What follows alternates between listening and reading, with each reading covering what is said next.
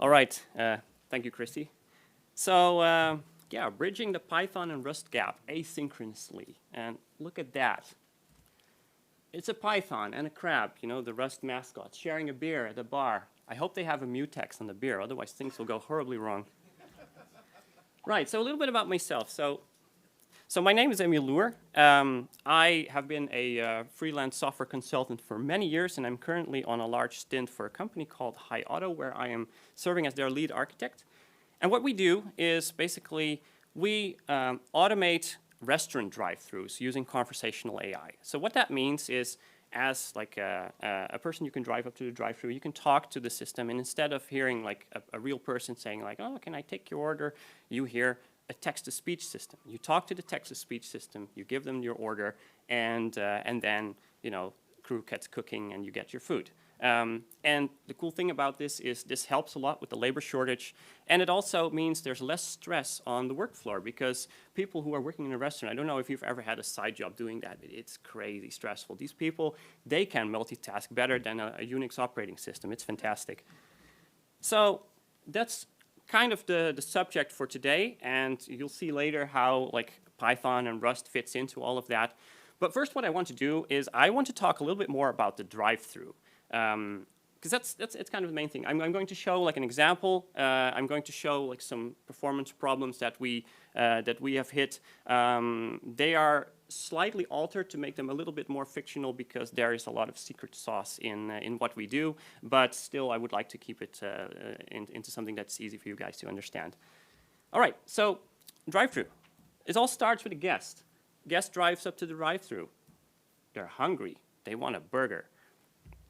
So what happens? The guest goes through the drive-thru speaker or microphone and starts talking to the system. Now, in the case of our product, what we do is we have to, of course, analyze that stuff. And what that means is we have to make audio recordings. We have to run them through some kind of ASR, automated speech recognition model, and figure out what they want, and then, you know, do all the things in follow-up to that. So this drive-thru speaker and microphone combination is just a piece of hardware, right? It's a, you know, it's just like a microphone. It's a speaker. It's just like, you know, the stuff that I have here on the desk, and you know, things you have at home and in your phone and whatnot.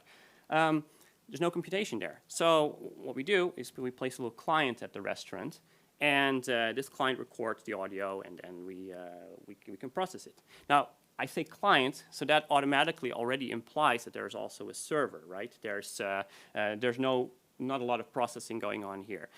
So we do this centralized. So we have a server.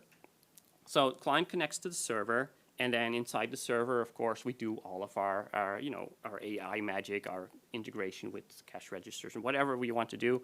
And of course, there's also this secret AI sauce that we do that I will not explore too much here, but feel free to talk to me afterwards. It is interesting. What I'm going to focus on right now is this part, the client and server interaction of our system, because this is where we saw problems when we wanted to scale our system up. And this is also part. It's something you're probably very familiar with. Like, you have a client, you have a server, you have connections, you have to do that fast, you have to make sure that things don't go down, etc. So there's a lot of fun complexity here, right? A lot of fun software engineering. So in this case, what you're seeing here, there's one client, there's one server. This is pretty boring, right? This is what you use on your dev machine, and this, you know, not too exciting. So when you put this into production, a more typical setup will look like this, right? You have multiple clients that go to a server, and then you do your business. So this is great, and this is kind of cool. I will leave out kind of the redundancy aspect of this. It's not a DevOps talk, so things are a little bit simplified from here on. But I will illustrate a different point here. But anyway, the idea here is, so you have multiple clients, they connect to a server, and then you know, at some point your business is doing really well. You're earning a ton of money, and the CEO says, you know, it's time to scale up. But this brings a problem, right? Because at some point, your little server starts getting smoking hot because it's running at full CPU usage all the time. You know, it's time to bring another server to it. And so typically what you would do in like an ordinary web application is just say like, okay, you know, we'll spin up 2 servers, 3 servers, no matter how many servers, and we'll just hand off each of the individual requests from the clients to these different servers, and then you get load balancing, right? Round robin load balancing or whatever you want to do. That's cool. However, for our product, that doesn't work, and I'll tell you why. We need to constantly record audio. We need to constantly send audio to our server. We are not doing request response. Basically, our requests, if there even is such a thing, is a tiny audio packet, like a buffer that we get from an audio device on a machine somewhere. That's 20 milliseconds. You can't divide that in requests. That would be stupid, right? So what we do is we have a constantly running connection, and we stream the audio to our server, and then we process it there. So a traditional scaling situation with this load balancing doesn't work. What we have to do is instead come up with a setup that looks more like this. So we have groups of clients going to a server, more clients going to another server, more clients going to another server. And of course, you know, to make this stable and stuff, you know, there's all this synchronization going on, and make sure that, you know, when a connection drops, that you can then automatically select a server that is like the most free one right now and stuff. That's that's kind of off topic here. But what I want to illustrate with this is that basically you have many clients connecting to a single server, and they're long-running connections. And in particular with our use case, we have some other things that we have to consider, and one of the biggest things is latency. So latency is basically what happens if I say something to you, and you hear it, and then we measure the time in between that, right? And you could also do round-trip latency. I say something to you, you reply to me, and then it's the time between when I say something and when I hear what you're saying. That is latency. And this latency can be observed in many different layers of abstraction, right? You can, for example, say like, oh, you know, one of the key things, and this is actually a very important business metric, is how quick does a drive-through system respond? And even more higher, how quick does a restaurant guest get their food? They're hungry, they're impatient. Time is money, right? And also, you know, sometimes during rush hours, it's just super busy. You have a lot of cars back to back. You want to make sure that you can handle as many cars as possible. So your system has to be fast. But at the same time, there's also another aspect that goes very much deeper into the architecture, and that is that we're dealing with audio packets. And whenever you have audio packets that are being streamed, there's always this network time and stuff, and that has to be fairly constant. If you see that the latency that you're observing there is kind of erratic, then that will affect the stability of the system as a whole. And the reason why is because you have to then compensate for this jitter. I mean, the system that analyzes the audio just wants a steady stream, right? If things happen delayed or they are out of order, which can happen with UDP, for example, then you have to wait until all the packets are there, and then you reconstruct them in the proper order, and then only then you can process. So there are barriers there, basically. This is what's sometimes also called jitter buffering, and it's a real pain.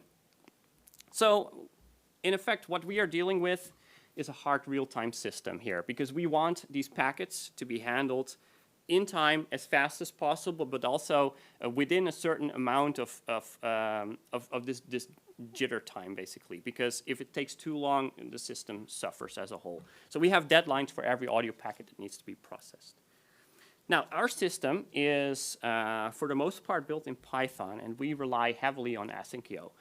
Our product is not a traditional, like, let's say, fast API application or something, in the sense that, you know, you spin up a web server, it does its thing. We do something completely different. We are basically a command line asyncio application, and we handle all the sockets and all that stuff ourselves. Of course, we use a few frameworks. In particular, we rely heavily on WebRTC, and WebRTC is, you may have heard of it if you use like Google Meet or Zoom or stuff like that. It's like a protocol used for bidirectional audio, video streaming. There's also a data channel over it, which acts like a WebSocket. It's very convenient.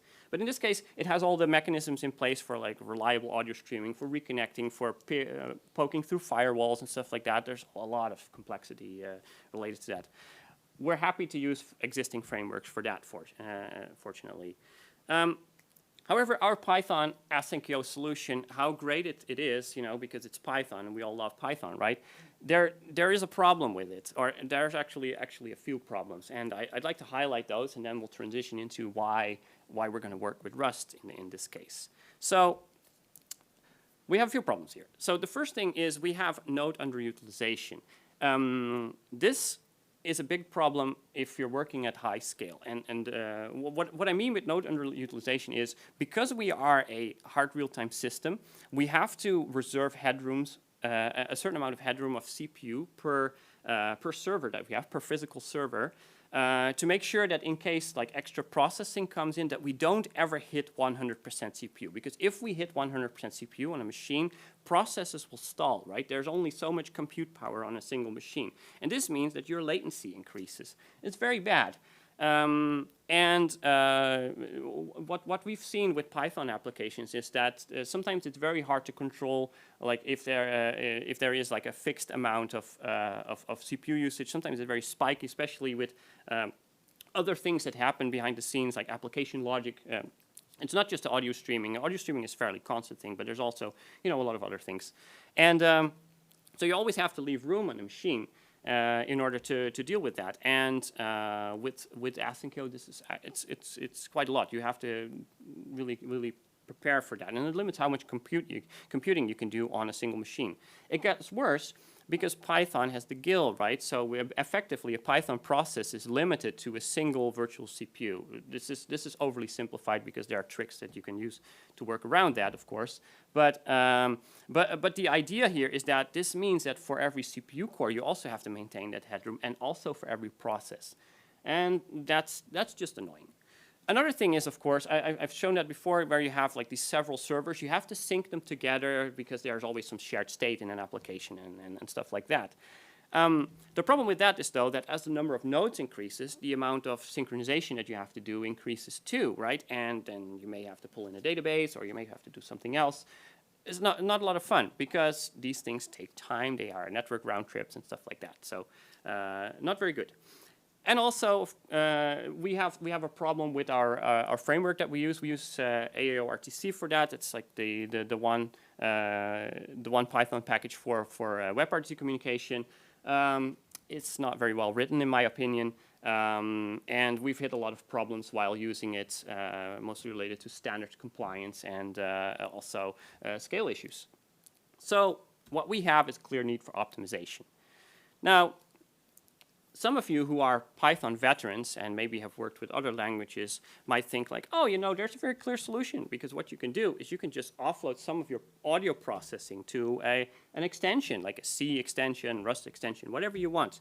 And yeah, that works, but that won't give you the performance gains yet. I mean, of course, you're using a compiled language, but you're still reaching an upper bound there.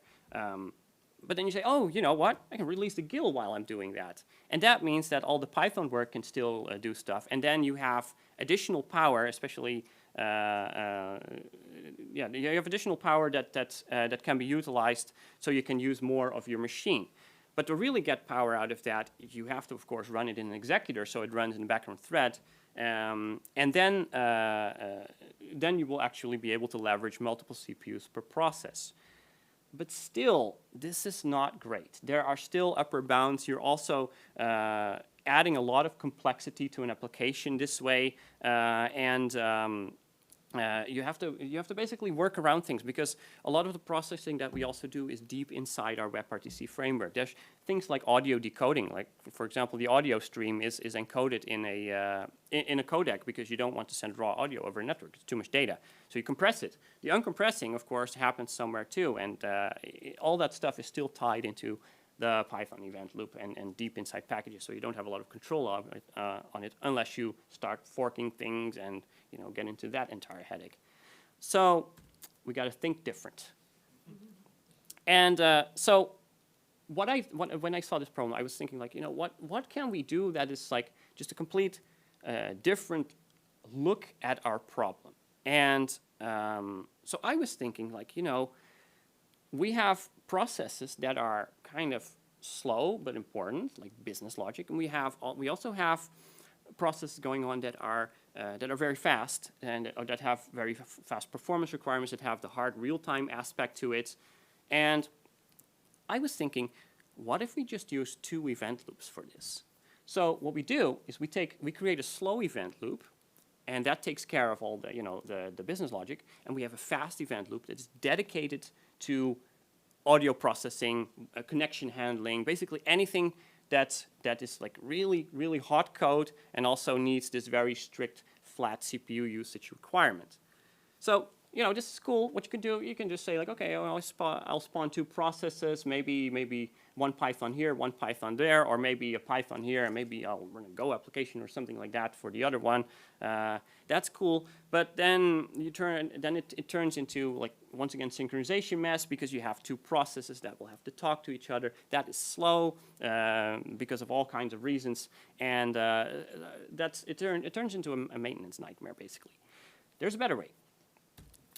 What if I were to say, like, you know what, I can just do this in one process, because what I can do is I can take Python and run asyncio on it, and I can take a Rust extension and run an event loop inside Rust, and then have these talk to each other. But because they are in the same process and they are an extension, you basically have Python as the bridge, right? You call into the extension as if they were Python methods.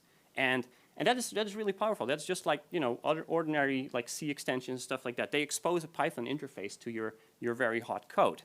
And by having it in one process, you have a lot of other benefits. It's one project. There's no like complex IPC or inter-process communication that you have to deal with, and it just creates for a more optimized experience. And the cool thing about this is like, okay, you have your business logic. We assume that it's not too much work compared to the all of the hot code of the audio processing, which in our case it is. And then you can basically say like, okay, I can scale this to use an entire machine with one process instead of having all these processes and all the headaches that I just told you about. So this is the idea that I was going for, and this is and we've built the solution, and yeah, it turned out to be really elegant. And I'm going to show you a little bit more about how that works. So you might ask yourself, why Rust? Are you one of those fanboys? Well, sorry, yes, I am. But next to that, it's a cool language for this type of workload, because concurrency in Rust is really good. As in, like, there are a lot of concurrency primitives built into the language. There's also things which validate correctness at compile time, for example, the use of memory and the fact that it can prove that certain things cannot be shared among threads or else they would be unsafe, stuff like that. That really helps, because me as a programmer, I don't really want to deal with all of the low-level concurrency problems. I mean, I'm not at university anymore. This is not the time for exercises. This is the time to write production-grade code. So yeah, so this really helps. And there's a great ecosystem, and there's another thing which is really cool. There is awesome Python integration for Rust, and I'll show more of that in a little bit. So let's talk about event loops, because that's the main thing, right? So what makes a Python event loop and a Rust event loop different? Let's compare them side by side, or one after each other, because there are a lot of points. So the Python asyncio framework, it has a built-in runtime, but it's pluggable. You have coroutines that are first-class citizens. That means that they are built into the language. They're basically a special type of generators. It's easy to get started with. I mean, if you look at the code and you are aware of, for example, like asynchronous programming with JavaScript or something, it's kind of easy to get started. You kind of recognize the patterns and all of that. Of course, there's the GIL and the other concurrency obstacles. And another key aspect here is that you can write code by composing ready-made primitives, as in, like, there's a standard library that has a lot of cool stuff, and most async applications are typically built by taking these and writing coroutines that kind of assemble them all together into a product. On the other side, there's async Rust.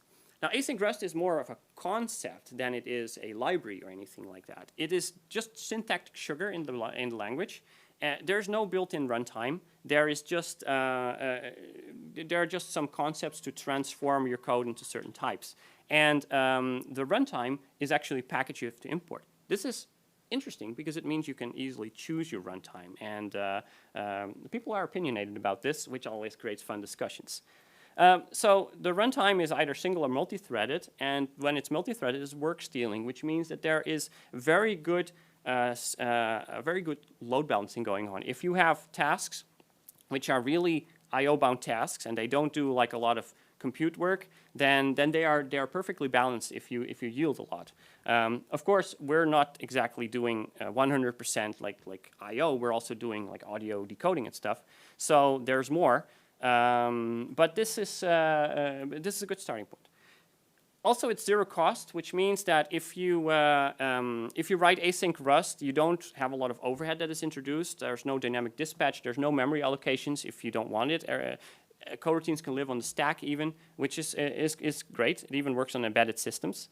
And you have very fine control over all of the concurrency stuff. Like you have, you can even build your own types of futures. That is something that is very common to do, and it's it means that you can basically build almost anything. And that's also good, because this is still quite new, which means that sometimes you have to think a little bit about a problem that has no clear solution yet, and then try to figure it out. It's one of the interesting things here. But the ecosystem is evolving fast, and there are a lot of people publishing crates and stuff like that. So that's cool. But it is Rust.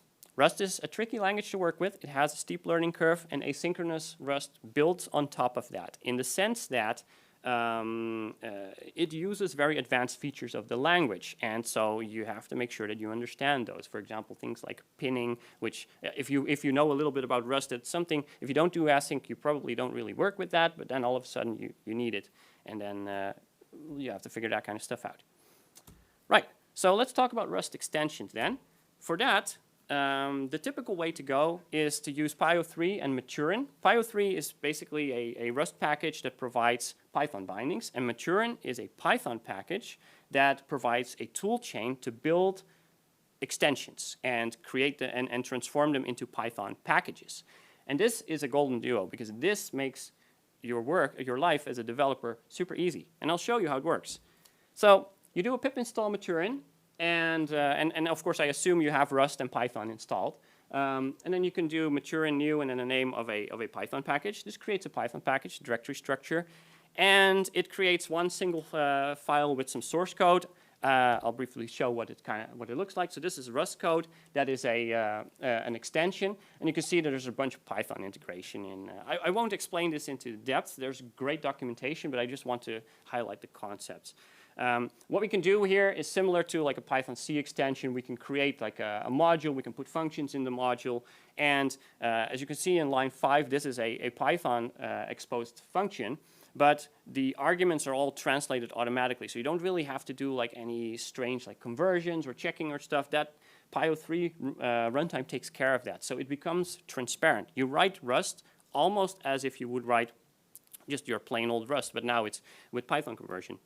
And at the same time, from the Python side, you can just call it as if it were a Python function. So it's seamless. It's fantastic.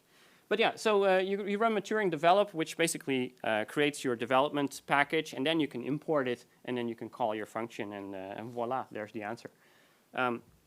So that's just extensions in a nutshell. Now we're talking about async. The typical thing that people would do in this case is they would install another package called Pyo3 async, and this provides a bridge between asynchronous Python and asynchronous Rust. And for most use cases, this is good, this works, and I would recommend you use it. However, I wouldn't be me if I wouldn't dive deeper and explain how it actually works, and you know what things do under the hood, and then how you can do it yourself, because it's a fun exercise, you know. So let's take a look at how it's built from the ground up. Of course, overly simplified, but it gets the point across. So what we're going to do is we're going to focus on using Tokyo. Tokyo is a Rust runtime for asynchronous programming, and it is kind of a de facto standard right now. As I said before, there are other ones. Most people prefer this one because it is the most batteries included one, and it's also an earlier one of the earlier released ones. So it's battle tested. It's used by a lot of products, but by no means do you have to use this. So in order to set up an asynchronous bridge between Python and Rust, we have to do 4 tasks. We have to schedule a task in Rust, as in like we have to start some kind of asynchronous process there. We of course have to be able to do the same thing in Python. This way we have 2 concurrent coroutines running. And then what we have to do is we have to be able to send data to that Rust coroutine, and we have to be able to send data to that Python coroutine. In essence, these are how these 2 coroutines communicate with each other. So let's highlight these things. So scheduling a task in Rust is the first thing that we have to do. What we have to do is we have to start an event loop in a thread. And this is because, you know, if you start this from an event loop in Python, you're already running inside the loop. You can't run a loop in a loop because running a loop is a blocking operation, right? So you need a background thread just to make sure that it runs. How you do that in Rust is not so difficult because if you start at the top, you basically have some kind of setup function. You spawn a thread, you give it a closure, and from there you just run your event loop. Now, running the event loop in line 8 is an asynchronous function decorated with Tokyo main. And what that means is that this function is wrapped with an event loop invocation. So whenever you call run event loop, what it actually does is it sets up an event loop, calls that inner coroutine, that is the actual function that you see here. And then when that function exits, the event loop is torn down and the actual wrapped function returns. In essence, then closing off the thread. In this case, what we do is we launch a task, and we just wait forever, just for the sake of illustration here. And launching a task is basically as simple as saying Tokyo spawn, which is like, you know, like in Python you have asyncio to create task. This is the same idea. So in this case, we spawn a future, and we await indefinitely, and that's basically you know, an asynchronous event loop with a task running in Rust. Now, the next thing we'd have to do is we have to do the same in Python, but from Rust, because we want to be able to tell Rust to, we want Rust to tell Python to do work. So for this, we can use callsoon thread save. And callsoon thread save is a function on the Python event loop, and it basically allows us to schedule callbacks on the loop. And those can be Python functions, or they can even be Rust functions if you wrap them, you know, with Pyo3. It doesn't matter. It's transparent. So we have to utilize this. And the way we do this from Rust is we have to import asyncio in line 2. Then in line 5, we have to get adder. So we have get running loop, which is, so then we have a reference to asyncio.get running loop. Then we call that. That in line 9 returns us with a reference to the event loop. And then what we can then do is we can call a get adder on that event loop for callsoon thread save. And then line 17, what we do is we bind that to a variable. And here's something interesting about async Rust, or about Rust Python extensions in general. You can hold on to Python objects without having the GIL, which means that you can then go off and pass this to a some kind of Rust thread or whatever, and then have it call this method with the GIL later. And that's nice because it means you don't always have to hold the GIL. You can even pass like complete Python structures everywhere. It's awesome. So how do we actually call something on the event loop? Well, first let's say we have a function that sets a callback somewhere in a struct. Then what we can do is when it's time to invoke the callback, we can say in line 6 we want the GIL. Because that's the only way that you can interact with Python, right? Otherwise it would be unsafe. So we want the GIL. We provide a closure that provides us a guard to the GIL, which means that you can only call stuff if you have that py variable that is defined in line 6. And you have to prove to Pyo3 that you own the GIL, and this is the only way that you can interact with it. So that's it's a really elegant concept, and it means that everything that you do is safe. But anyway, what we do is we do the callsoon thread save. We call it with a reference to our callback, and we do some error checking, of course. And that's it. And then we've called something inside asyncio in Python. Now, sending data to Rust is another concept that we have to do. And for that, we leverage channels. Now, channels are a way, it's basically like a queue. And the way this works, I'll briefly go over this because of time. But the idea here is, let's say we have a data class that we want to send over. We'll create some kind of structure. which we call a sender, and it wraps a channel sender. A channel, and this is basically one way of saying like, okay, I want to send something, and then you have a receiver somewhere that can receive it. It's like how it works in Go, for example. And so you create this channel. We spawn a task here in line 16 that just receives something from the channel and does something with it. And then we can expose a function to Python called, in this case, send to Rust in line 23, where we just take that data class, which is a Python object, as an argument. We shove it into the sender, and then this receiver task will accept it. And boom, there we have our communication set up. And now the other way around is actually very interesting because you've already seen it. With calls to thread safe, you can also send stuff to the Python event loop. And the only thing you have to do is you have to pass an extra argument. So no slide there. The answer was already in a few slides before. It's just the same thing as starting a task. Instead, now we pass an argument. So with that, that's a very brief overview into how to connect this together. Of course, this is a lot of complex code. I would really recommend that you just read the documentation, play around with this, just try to build a Rust extension. I guarantee you it's a lot of fun because you learn a lot of new concepts. Also, it never hurts to figure out how the Python interpreter works internally. That's kind of like the red line, or the red thread that goes through all of my talks if you've seen them before. Yeah, so with that, go on and have fun, and thank you.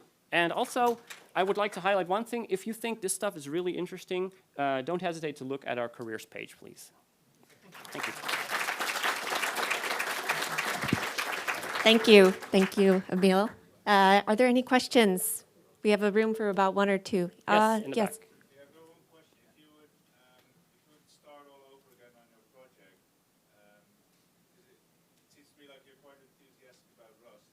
Would you choose the same architecture again, or would you rewrite it completely in Rust? Right. So the question is, if I were to start over again, would I choose a full Rust architecture? The answer is no, because I'm just me, but I work with a team, and you have to always consider what the team knows. And we have a team of highly trained Pythonistas, and they're good. But forcing them to learn Rust by doing a rewrite is not a good idea. You have to ease these people into it, of course, because it takes time. It has a steep learning curve, as I said. At the same time, if you were to say, like, I can start over from scratch, I can recruit a new team, that's fine, of course. Then it would perhaps be a little bit easier. But then finding Rust developers is a bit more difficult because there aren't so many as Python guys, right? So that's tricky. Also, you have to think about the fact that writing code in Rust is a lot slower to do than in Python. In Python, you can quickly hack together a prototype, right? And you want to get that MVP out to your investor to get that money so you can build more things. If you were to do that in Rust, well, good luck with that. It just takes a lot of time. I wouldn't recommend it. One more question. Go ahead. Well, if you were to do it again, why not consider Erlang, which has these concurrency primitives built in and is suited for this kind of task? Absolutely, yeah. I'm not too familiar with Erlang to give a good answer on that, but I'm sure there are other languages that you could use for this. The question is, though, how much ready-made components are there to solve the tasks that we do? Like, for example, is there a WebRTC stack in Erlang? You have to look at all these things. It's not just about the communication between processes, but you also have to solve actual problems. And what I do like to prefer is to not have to write all the code that does that. I'm not a real big fan of the not invented here syndrome because it just slows me down. All right. Thank you, Emil. A round of applause. Thank you. And don't forget to catch up with him after to ask any and all questions about Rust. So thank you. And here's a gift from us. And enjoy the rest of your day. Thanks, everyone.